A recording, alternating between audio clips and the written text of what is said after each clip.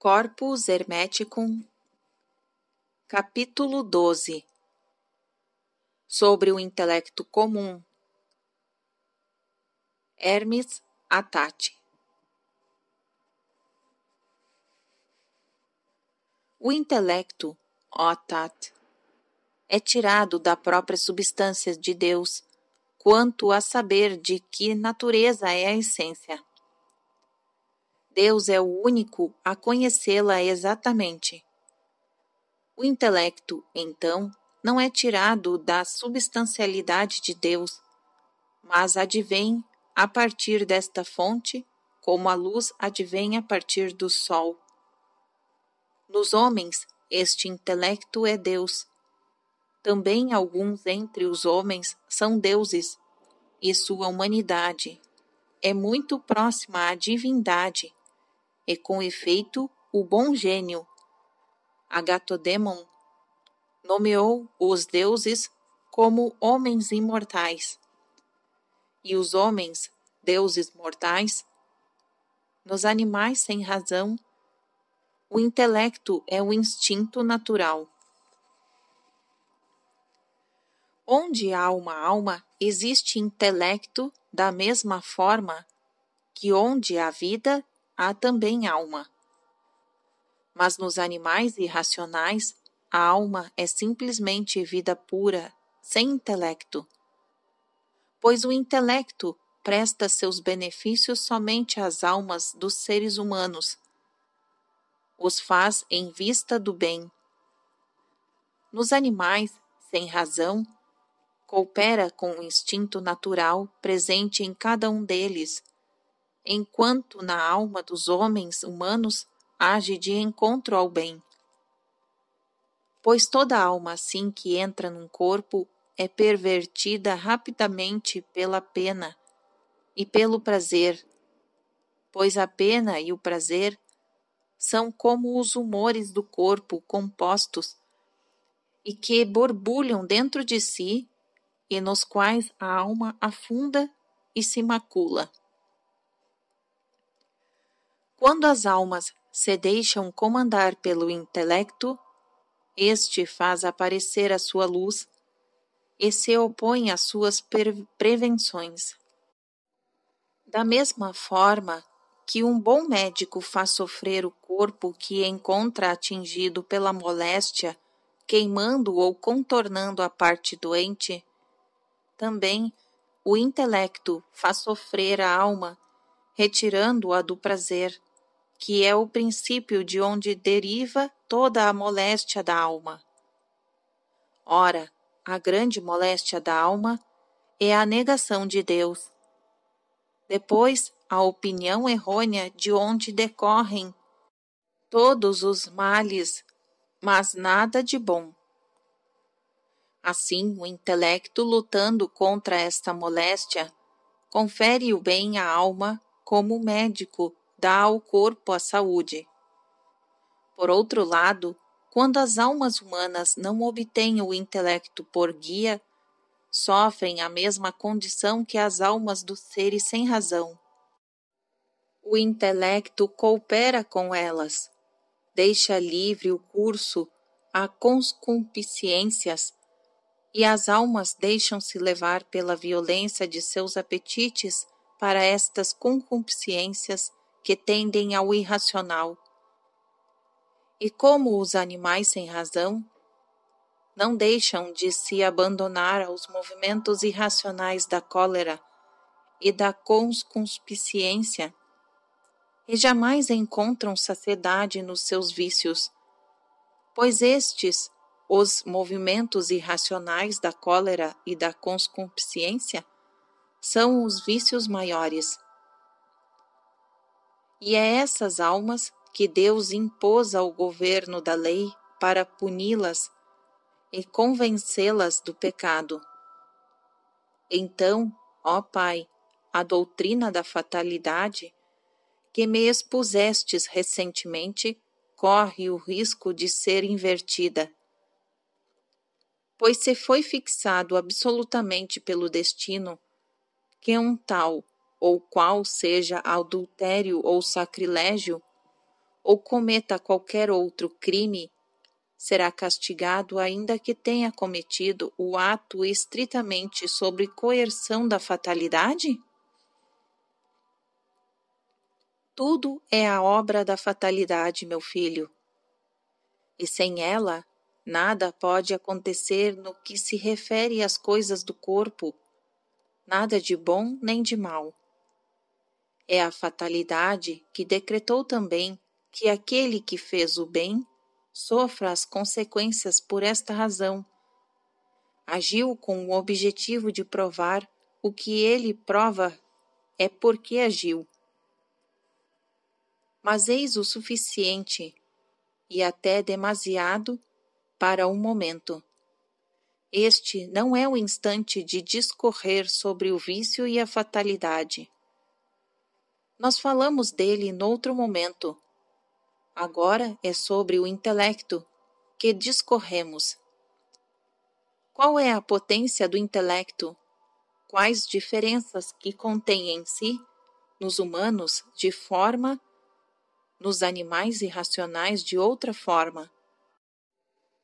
E, de novo, que se nos outros viventes não produz seus bons efeitos, mas é dissemelhante em todos segundos, seja irascível ou concupiscente, e entre esses viventes é preciso tomar uns por humanos em possessão do verbo e outros por humanos privados do verbo, todos os humanos, por outro lado, são submetidos à fatalidade, ao nascimento e à mudança. Eis o princípio e o fim da fatalidade. Todos os humanos, portanto, sofrem as coisas fixadas pelo destino, mas os humanos em possessão do verbo, dos quais dizemos que nele o intelecto comanda, não os sofrem da mesma maneira que os outros. Como são livres do mal, não é enquanto malvados que sofrem seu destino. Que queres dizer com isto, ó Pai? O adúltero não é mau? O assassino não é mau? E da mesma forma todos os outros? O ser humano em possessão do verbo, meu filho, não sofrerá por ter cometido adultério, mas sofrerá como se o tivesse cometido. Não é por ter matado, mas como se tivesse matado. Pois se não é possível escapar à condição da transformação, mesmo ainda a do nascimento, ao vício, contrariamente, quem possui o intelecto pode se furtar. É porque, meu filho, sempre ouvi o bom gênio dizer, e se ele o tivesse escrito e publicado, teria prestado um grande serviço ao gênero humano, pois somente ele, meu filho, enquanto Deus primogênito, contemplou verdadeiramente todo o conjunto dos seres, e por esta razão proferiu estas palavras divinas. Eu o ouvi dizer um dia que tudo é um e sobretudo os seres inteligíveis, que nós vivemos pela potência, pela energia e pelo aion, e que o intelecto deste, que é também seu eu, é bom. Nessas condições, não possui dimensão entre os inteligíveis. Consequentemente, então, se manda nas coisas e é o seu eu de Deus. O intelecto possui potência de fazer tudo o que quer. Reflete e aplica esta doutrina à questão que me havias proposto, isto é, sobre a fatalidade e o intelecto. Se afastas todos os argumentos capciosos, encontrarás, meu filho, o intelecto dominando as coisas, isto é, o eu de Deus sobre a fatalidade, sobre a lei e todo o resto, e que de nada lhe é impossível, nem mesmo o estabelecimento da alma humana acima da fatalidade, nem, se esta é negligente, ao submetê-la ao jugo da fatalidade. Eis bem relatadas as proposições do bom gênio. Estas são palavras divinas, verdadeiras e úteis, ó Pai. Mas esclarece-me ainda sobre este ponto. Dissestes que nos animais irracionais o intelecto age de maneira do instinto, pois coopera com seus impulsos. Ora, os impulsos dos animais irracionais são, pelo menos, o suponho, paixões. Se o intelecto coopera com os impulsos, e esses impulsos são paixões, o intelecto também é uma paixão, pois tem contato com as paixões? Bem exposto, meu filho. Eis uma excelente questão, e é justo que eu a responda. Todos os incorpóreos alojados em um corpo são passíveis, meu filho, e a bem dizer são paixões. Efetivamente, todo motor é incorpóreo. Todo móvel é corpo.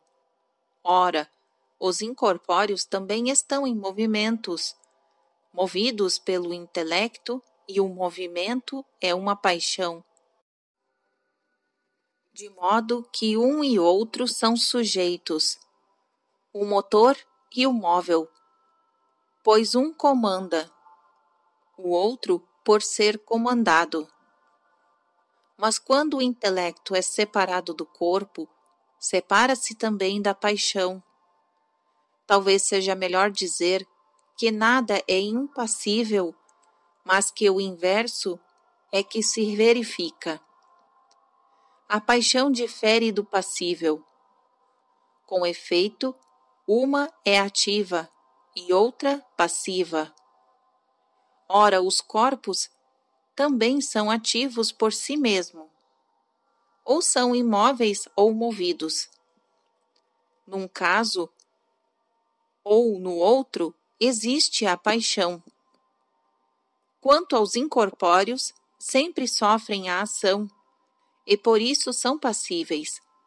Não te enganes com essas designações. Ação e paixão. Tudo é um.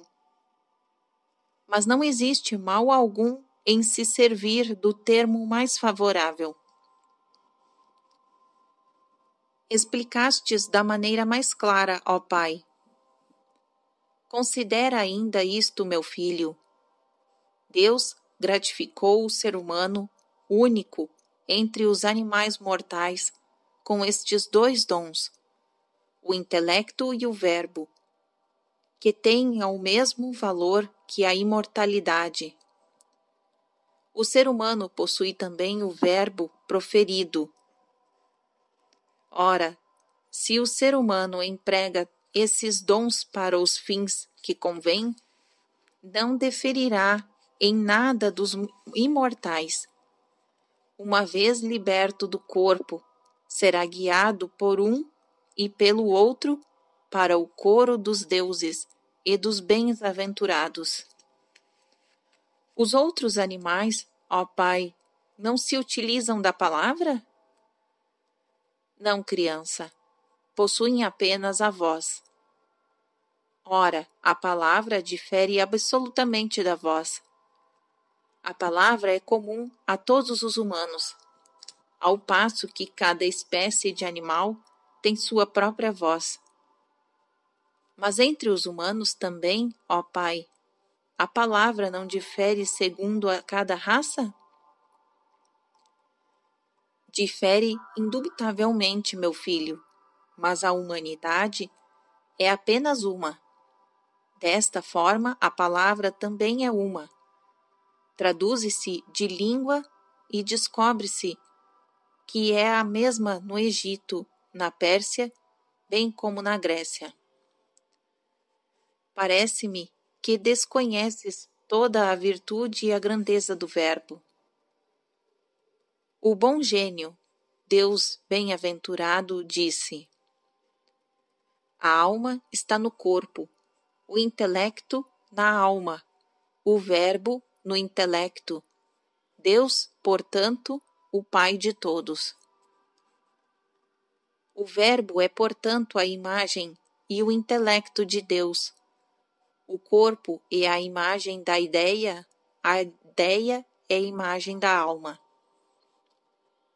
O que há de mais sutil na matéria é o ar.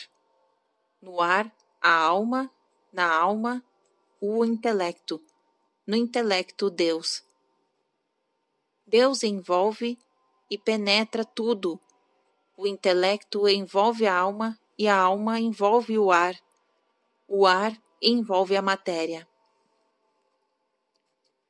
A necessidade, a providência e a natureza são os instrumentos da ordem e do belo ordenamento da matéria. Entre os inteligíveis, cada um é uma essência. Sua essência é a identidade. Contrariamente, entre os corpos do todo, cada um deles é pluralidade, de fato, como os corpos compostos possuem sua identidade na transformação de um em outro. Conservam indescritivelmente a identidade. Do outro ponto de vista, em todos os corpos compostos em geral, existe um número próprio a cada um deles, pois sem número é impossível a produção de combinação, composição, dissolução.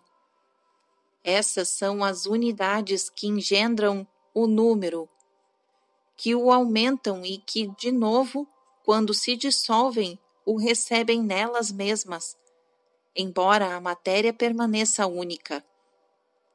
Ora, este mundo inteiro, este grande Deus, imagem do maior Deus, unido a Ele e conversando com Ele a ordem e a vontade do Pai, é a totalidade da vida. Não há nada nele através de toda a eterna duração do giro cíclico desejado pelo Pai, nem em sua universidade, nem em suas partes, que não esteja viva. Nunca existiram coisas mortas. Não existem, nem virão a existir no mundo. É vivo que o Pai que quis que fosse. O mundo tanto tempo faz que guarda a coesão. Logo o mundo é necessariamente Deus. Como poderia então, meu filho, nesse que é Deus, nesse que é a imagem de todo, nesse que é o pleroma da vida, existir coisa morta? Pois a morte é corrupção, e a corrupção é destruição. Como supor que se corrompe uma parte deste que é incorruptível, ou que seja destruída qualquer coisa de Deus? Os viventes que estão no mundo não morrem, meu Pai, ainda que sejam partes do mundo? Cala-te, minha criança, pois te deixas induzir em erro pela denominação do fenômeno. Pois os viventes não morrem, meu filho, mas sendo corpos compostos, se dissolvem. Ora, esta dissolução não é morte, mas dissolução de uma mistura. E se eles se dissolvem, não é para serem destruídos, mas para serem renovados.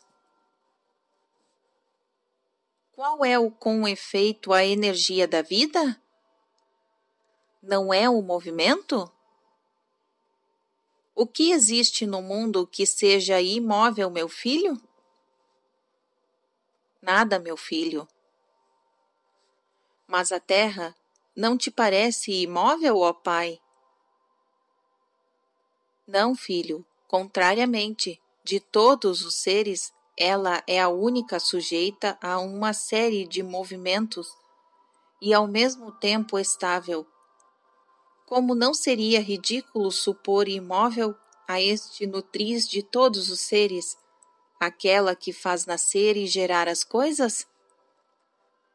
Sem movimento é impossível a aquele que faz nascer. Fazer nascer seja lá o que for. É realmente ridículo perguntar como fazes se a quarta parte do mundo pode ser inerte, pois ser imóvel para um corpo não abriga outro sentido que ser inerte. Saiba então, criança, que tudo o que está no mundo, tudo sem exceção, está em movimento, seja por diminuir, seja por crescer. Ora, o que está em movimento também está em vida, mas não há necessidade que todo o ser vivente conserve sua identidade.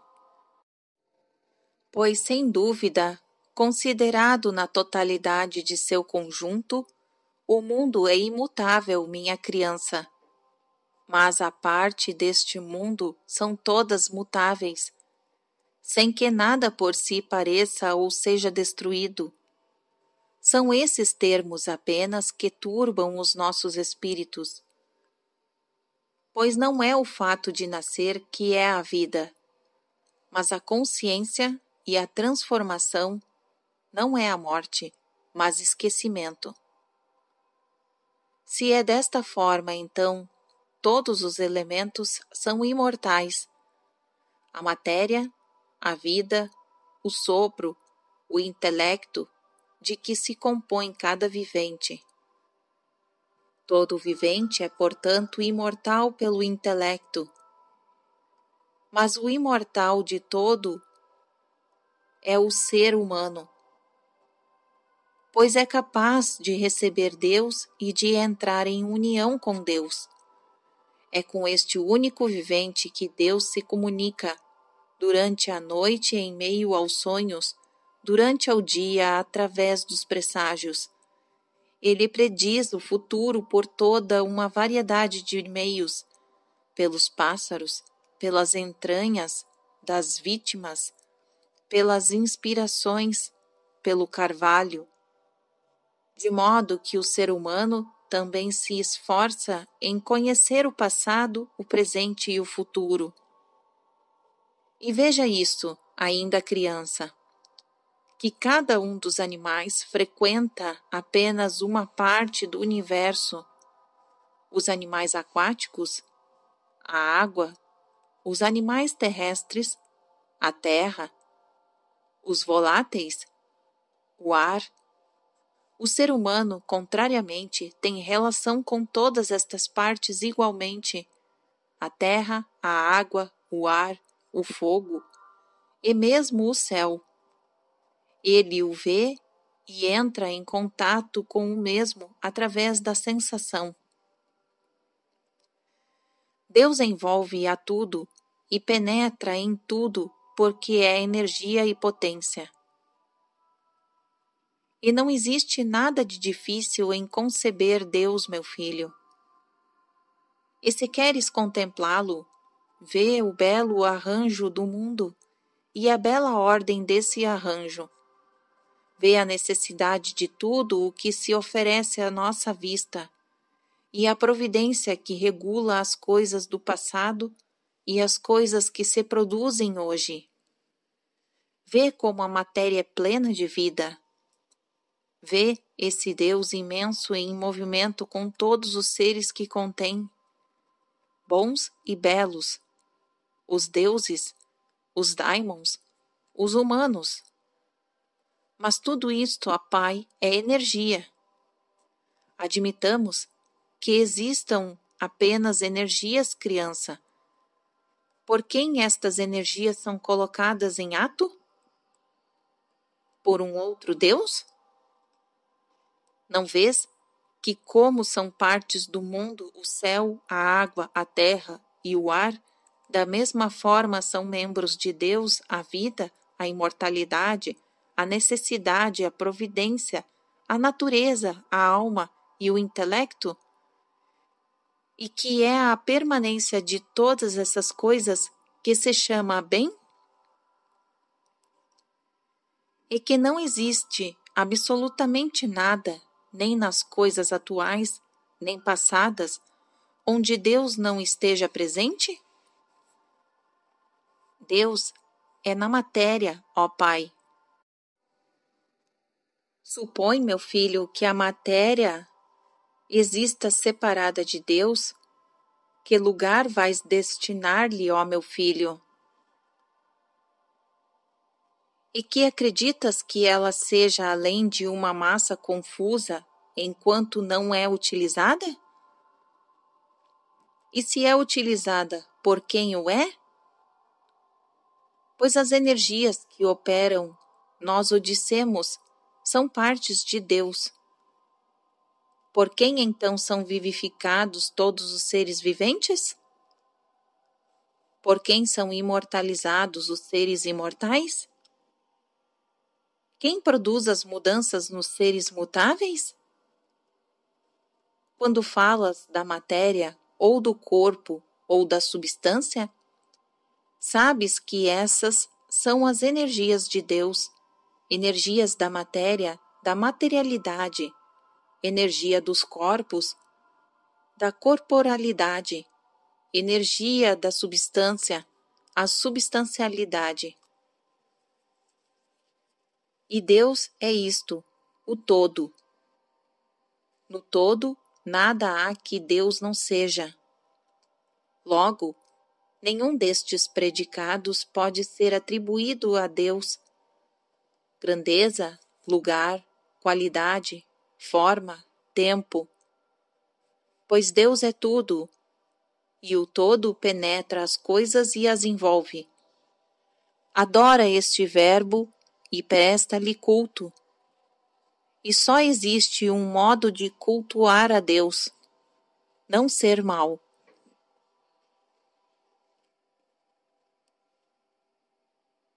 Fim do capítulo 12.